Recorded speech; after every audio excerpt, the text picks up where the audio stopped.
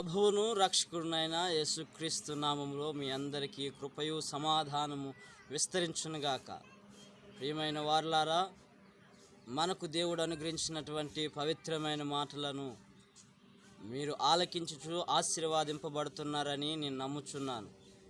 మీరు ఆశీర్వదింపబడమే కాదు, అనేక మంది ఆశీర్వదించబడినట్లు ఈ యొక్క మాటలను అనేకులకు తెలియచేయడి. మీరు కూడా ఆశీర్వదించబడినట్లే వారు కూడా ఆశీర్వదింపబడినట్లు చేయవలసిందిగా మిమ్మల్ని మనవి చేస్తూ ఉన్నాను. మనం అనేకులకు దేవుని వాక్యాన్ని పంచవలసిందిగా మిమ్మల్ని కోరుతూ ఉన్నాను.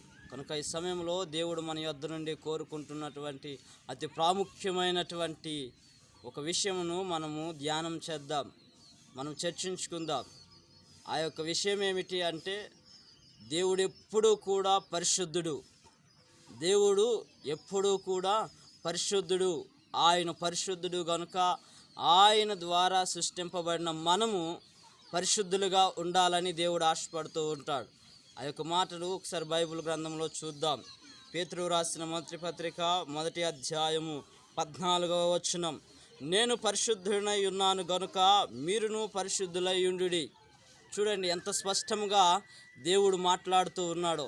దేవుడు పరిశుద్ధుడు కనుక మనము కూడా ఆయన ద్వారా సృజింపబడ్డాము కనుక ఆలోచన యందు, ప్రవర్తన యందు మన యొక్క జీవితంలో పరిశుద్ధతను అలవర్చుకోవాలి.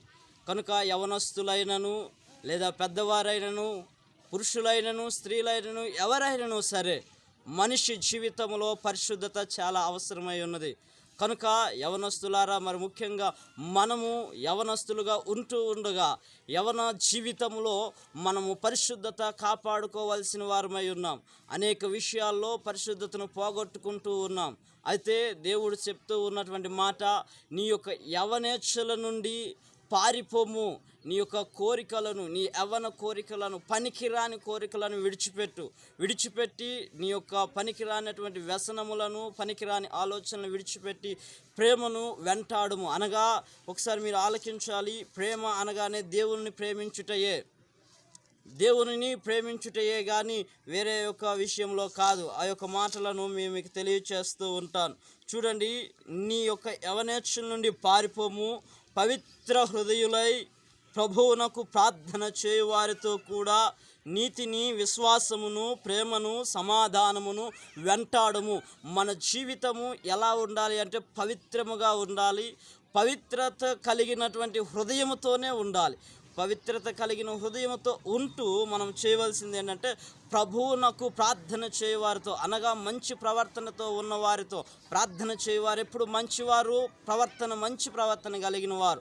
వారితో పాటు మన సహవాసం చేస్తూ నీతిని, విశ్వాసమును, ప్రేమను, సమాధానమును వెంటాడాలి. వీటిని మనము వాటి వెనక వెళ్ళాలి. పనికిరాని ఈ లోకం వెంట వెళ్ళొద్దు దయచేసి. కనుక జ్ఞాపకం ఉంచుకో, పరిశుద్ధత నీ హృదయమును, నీ యొక్క శరీరమును కాపాడుతుంది.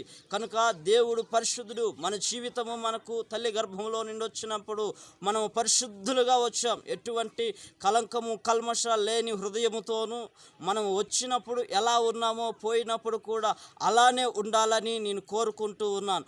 అట్టి పరిశుద్ధత మనం కాపాడుకోవాలి. ఇక్కడ దేవుడు చాలా స్పష్టంగా సెలవిస్తూ ఉన్నాడు, నేను పరిశుద్ధుడను. దేవుడు పరిశుద్ధుడు కనుక మనము కూడా పరిశుద్ధులమై ఉండాలి.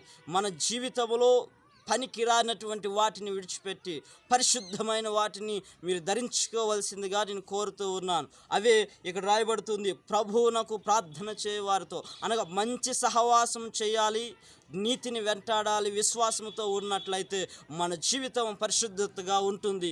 దేవుడు మనకి ఇచ్చిన పరిశుద్ధతలో మనం ముందుకు కొనసాగాలి.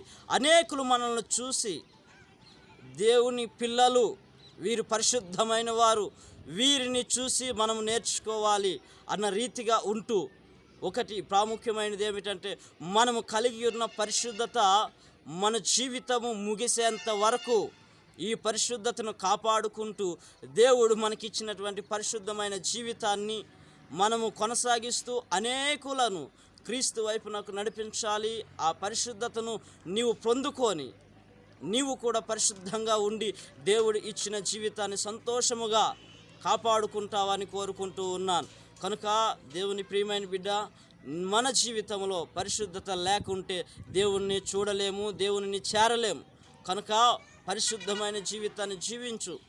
ఆ యొక్క అపవిత్రతను విడిచిపెట్టి పరిశుద్ధతలోనికి వచ్చినట్లయితే దేవుడు మనల్ని ఆశీర్వదిస్తాడు. అట్టి ధన్యతలో దేవుడు మనల్ని నడిపించాలని నేను కోరుకుంటూ ఉన్నాను. నీవు కూడా అట్టి పరిశుద్ధతలో, దేవుడు ఇచ్చిన పరిశుద్ధతలో నీవు ఉండి మహిమ పొంది దేవుని యొక్క ఆ పరిశుద్ధతను నీవు పట్టుకొని నీ జీవితంలో కొనసాగించాలని నేను ఆశిస్తూ ఉన్నాను. దేవుడు మీ అందరికీ మనందరికీ పరిశుద్ధతలో నడిపించునుగాక.